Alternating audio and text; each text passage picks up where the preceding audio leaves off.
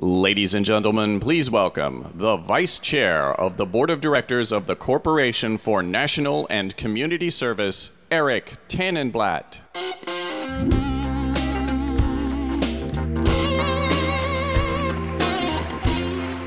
Thank you, Melody. Thank you for your leadership. As Melody said, we know that government can't do it alone, nor should it, because best ideas aren't locked within Washington's Beltway. That notion of solutions centered in communities with appropriate government collaboration is why I am such a strong advocate for service. And I'm also proud to recognize Congressman Greg Harper from Mississippi's 3rd District, who is joining us for today's session. Congressman, thank you for being here.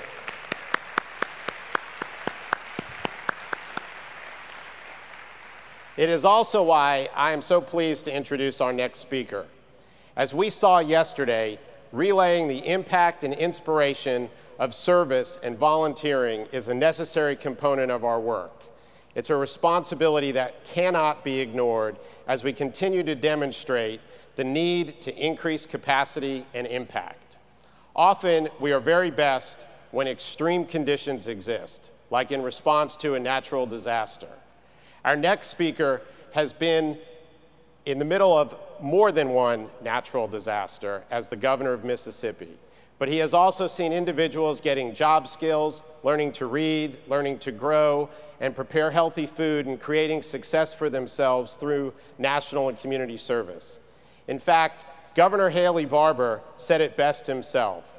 This is about as good an equation as you can find for making a federal program work, with state oversight, serving community needs, and bettering the individuals who serve. I am proud and honored to be a friend, or to be able to introduce you a friend of national service and a big proponent of what we all do. Please welcome our friend, Governor of Mississippi, Haley Barbour. Thank you. I appreciate it. Thank you, Vicki. Thank y'all. Thank you very much, Eric. Thank you. Eric's an old friend, as he said, and I appreciate his introduction. I also appreciate the fact that yesterday you had another one of my old friends here, Mary Madeline and her husband, James Carville. I'm always tickled to get to follow James speaking, because it means I'm the one who doesn't have the worst accent. I always tell him, at least I do mine in English. You know, I want to make a point here that if I don't get anything else across, I want you to understand. For those of us that have had to deal with big disasters, for those of us that have to deal with problems that are serious problems in our schools, perhaps, volunteers matter, period. Volunteers matter. You know, it never gets said about me anymore, but my first job with the government was in 1970. I was a pup, and I got picked to be the state director of the census. And I'll never forget the great lesson that I learned that the federal government and government generally is just not very good at communicating with people, at getting its point across. I remember, Congressman, the census, as you know, is not only a census of population, but it's a census of housing, census of business, census of agriculture. And one Saturday, we were down at the state census office in 1970, and we're looking at business census forms. Now, for 99.99% of businesses, that's just one page. I think it was 14 questions, if I remember right. Well, this mom and pop operation up in Iuka, Mississippi, in the northeast corner of the state, you could tell that they were law-abiding, good citizens because they had really struggled with this questionnaire. They got down to about number 8, and the question was number of employees broken down by sex. And they struggled with that for a while and then answered none broken down by sex, but we do have 2 with a drinking problem. I learned right then the government needs to kind of improve its communication techniques. And being a representative of government now, if I don't get across anything else, volunteers matter. After Katrina, the worst natural disaster in American history, I can't tell you where we would have been without volunteers. When Katrina hit the Mississippi Gulf Coast, it was unlike any hurricane that we had ever thought about. The storm surge for Katrina was 38 feet deep at Waveland, Mississippi, the closest town to the eye of the storm. The National Weather Service says it's the highest, the greatest storm surge in meteorological history. I flew over the coast the morning after the storm in a helicopter, and it looked like the hand of God had wiped away the coast. Some places for blocks and some places for miles. We had more than 100,000 homes in Mississippi that were uninhabitable after the storm. About 60,000 of those on the coast. Because this wasn't just a coastal calamity. We had hurricane force winds 240 miles north of the coast. A third of the fatalities weren't in the coastal counties. At Jackson, 150 miles away, we had 110-mile-an-hour winds. Now, those of you who work with volunteers understand what the effect of that would be.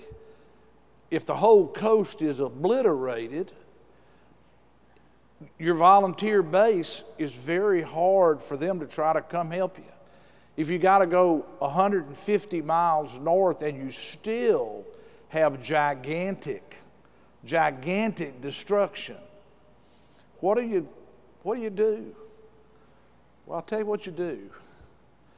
You thank God for the American people, because within 24 hours on the coast, you would look up and you would see these two pickup trucks would drive up, club cab, each one with 4 or 5 Mennonite disaster workers with their chainsaws from North Carolina or from Indiana or from somewhere, didn't know anybody, and they'd pull up in an area where there was devastation, which was everywhere at that time. They'd find somebody that looked like they were from around, and because they didn't know anybody, and they'd say, can we help?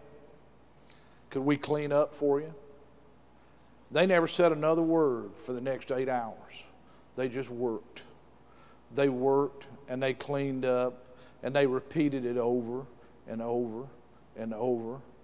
And they were just one little example, particularly of the faith-based groups that came.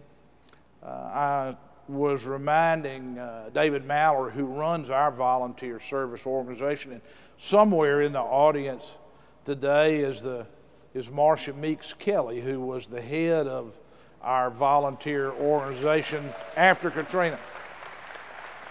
I'll tell you about Marcia. Don't ask Marcia to do something unless you mean it, because she's going to get it done. I can remember when we set up, we had so much coming in from people who wanted to help that we had to set up a warehouse in Jackson.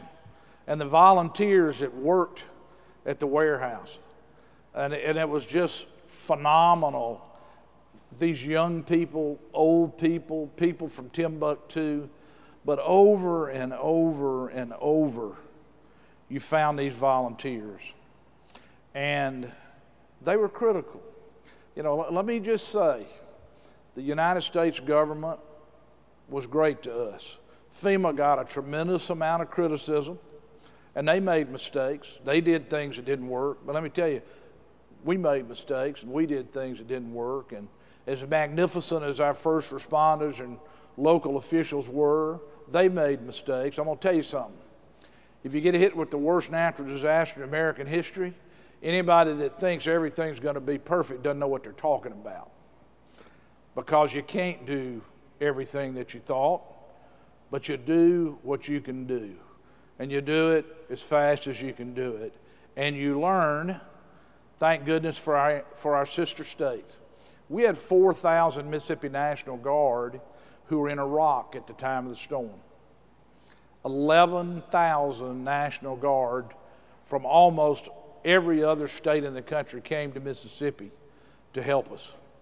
In fact, Alabama, which had 10 feet of water in Mobile Bay, were hit by the same storm as we. They sent us 2 battalions of military police from the Alabama National Guard the day after the storm, when they were still cleaning up in Mobile.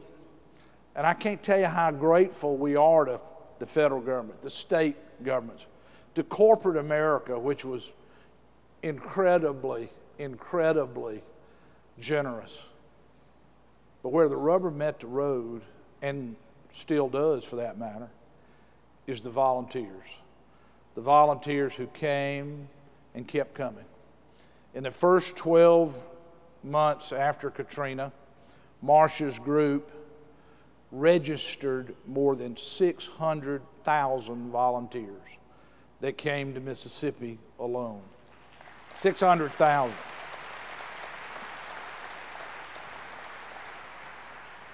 And they kept coming. Over the course of the next 4 years, we had more than 400,000 volunteers to come. 1 million volunteers in 5 years, and they keep coming.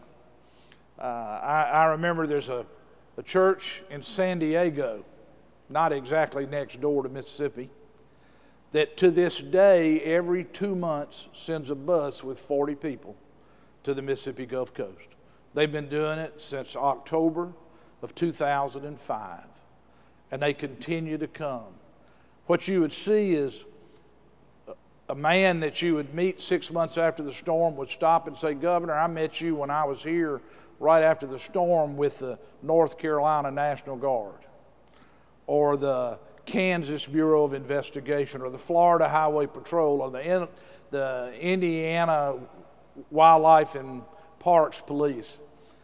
They had come back and brought their family and their kids for the summer vacation to give them the experience of doing this. Why? If I want you to remember that volunteers matter, I want you to remember this just as much.